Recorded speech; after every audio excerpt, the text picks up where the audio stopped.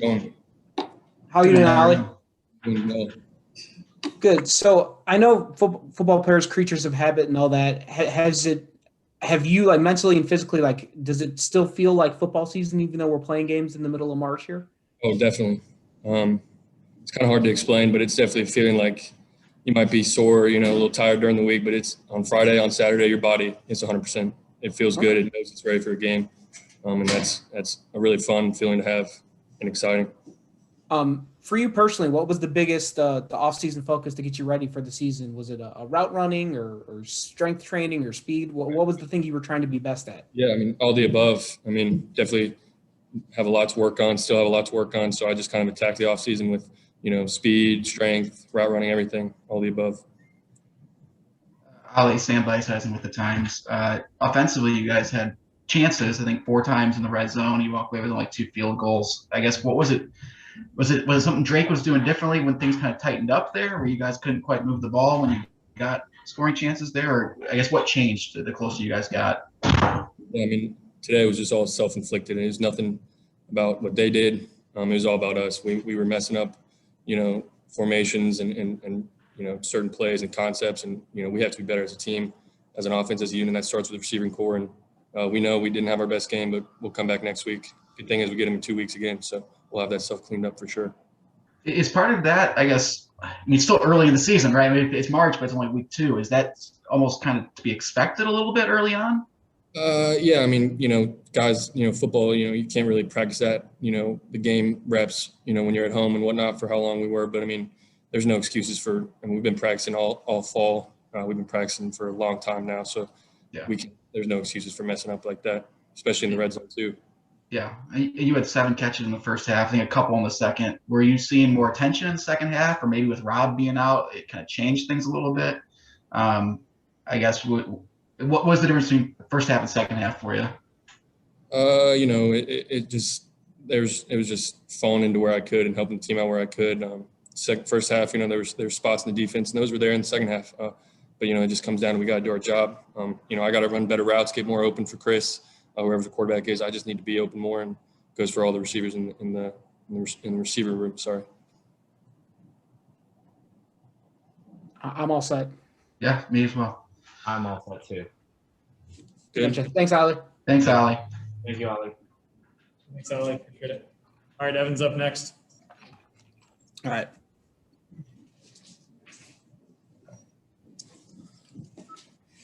How you doing? Evan, Dave Melton from the Post Tribune. How you doing? Good. Good. When you were in high school, were you more of a like you're listed as a nose guard now? Did you play nose in high school at all?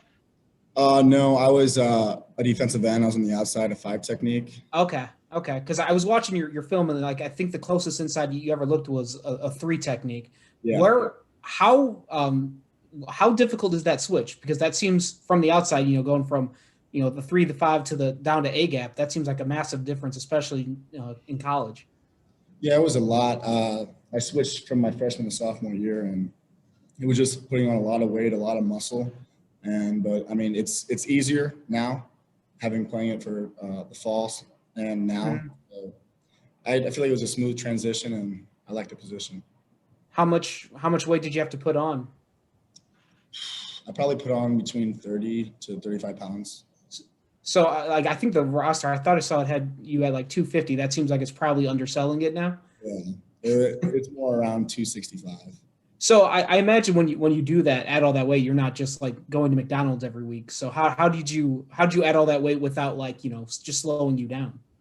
A lot of protein shakes, a lot of chicken, meat, and a bunch of working out every day, lifting. Have to get your running in too, but it's just consistency and persistence. Okay, so now you're 2 games into this particular season. I believe you started both games. So, just the transition to playing most of the downs on defense and getting all this playing time. What's the biggest thing that you are still working on or still learning to get you where you want to go by the end of your career? Probably just the initial start of the game, when coming out, not knowing the strength of the offensive line, because high school you come out and like you're going to be able to bully these kids. But in college, it's a lot different. These guys are 300-pound men, and they're going to come at you hard. So that was probably the biggest transition. And what I still need to work on is running my feet to the block and still trying to make plays. Go ahead, Tim. Yeah, Evan, Sam Bice with the times. Really, the only times that it looked like Drake was moving the ball on you guys that consistently was the second and third drives they had, where they're running the ball pretty well. I mean, overall, you give up 17 points, but I mean, it seemed like you guys are probably pretty pleased with the way you guys played defensively. Yeah, we played hard today. There's things we can correct, definitely, and get better at, but I felt we gave our all today, and we did pretty well. So I'm pretty proud of our defense. Yeah, I mean, they couldn't really, or I mean, passing wise, they didn't get too many opportunities, and it seemed like a lot of that was they didn't have a lot of time to throw the ball. I mean, it seemed like you guys, is it fair to say you guys were getting enough pressure where they just really didn't have time to get the ball through the air? There was a lot of quick passes today, but yeah, we were doing a lot of twists and getting our hands up. So that was a big part of the defense today. I mean, it's a lot of times coaches talk about how the biggest jumps you make are from week 1 to week 2, just because you kind of get your feet wet. As far as this defense is concerned, I guess how much better do you think you guys played today than a week ago against Butler? I guess where have the strides kind of came early on? Yeah, we made a lot of less mistakes today. I feel like we're more confident, and I just feel like moving forward, we're going to give up less plays and we're going to play a lot harder. We're going to have a chip on our shoulder definitely too, coming 2 weeks. I'm all good. I'm good as well. Good. Yeah, I'm good too. Yeah, thanks. Thank you, Evan. Thank you. I almost called him Owen 3 times. That's his brother's name. Media crew virtually here for you. How we doing? Good, coach. By yourself. Oh, not very good, but happy to be on here with you. It could be alternative. Yes, absolutely. I know you talked last week about you got the result you wanted, but the process wasn't as good, and then today you didn't get the result you wanted. So where did the process look for you today? Yeah, we didn't play very well. I told the team after the game, I thought we got out-coached. I thought we got outplayed. And I'll take all the blame for that. It's my responsibility to make sure that we're out there ready to play.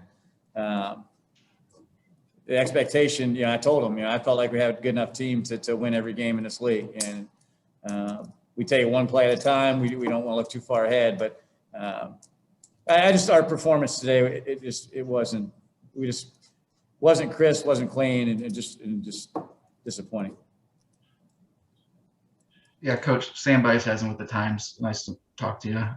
Ali mentioned self-inflicted wounds a little bit. You guys get in the red zone 4 times. I mean, one of those was at the end of the half, but you walk away with 2 field goals. Could things have been, you mentioned crisper, cleaner, just in the red zone in particular? Yeah, both offensively and defensively. When you get in the red zone, we need to score touchdowns. And then from a defensive perspective, we got to force them to field goals. And we didn't do that on either end, and that's what really was the difference in the game. And so, Ollie's right. When we did get down there, we didn't execute well enough, and we talked about that lead going into the game. That it's going to be the team that is plays for 60 minutes, the most physical, and executes. And we didn't. They give credit to them; they did a better job than we did. And some of that, I'm sure, is taking advantage of opportunities, right? I mean, special teams kind of gave you guys a couple chances where it seemed like momentum-wise you could have got something going. I mean, is that just a matter of cleaning things up in practice and taking it to the field, or is it a matter of, I guess, the guys just need to get more experience? I guess what leads to that being cleaned up?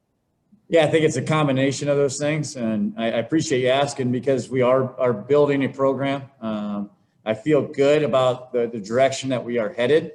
But we have to understand that everything we do in practice, practice execution's game reality. What you do in practice is what's going to happen in the game.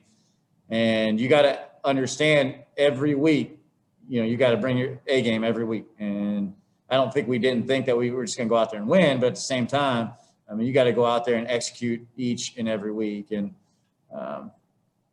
that's a result of learning and the understanding of how to do it. I'd say this, Drake was a team that, has been good in our league. They picked him to be in the upper part of the league. And I'll tell you, we're all disappointed in the way we play. Well, I think that says a little bit something of where I think we're headed. And then Landon, I'm sorry. Landon, you Oh, no, talked. go ahead. I wanted to ask you specifically about Satoshi, the nose guard we just talked to, and it seems like he's really taken a lot of steps forward, and he's really an integral part of the middle of that defense now. What's the biggest way that he has developed over the last year or two that's got him into the lineup at so young of an age?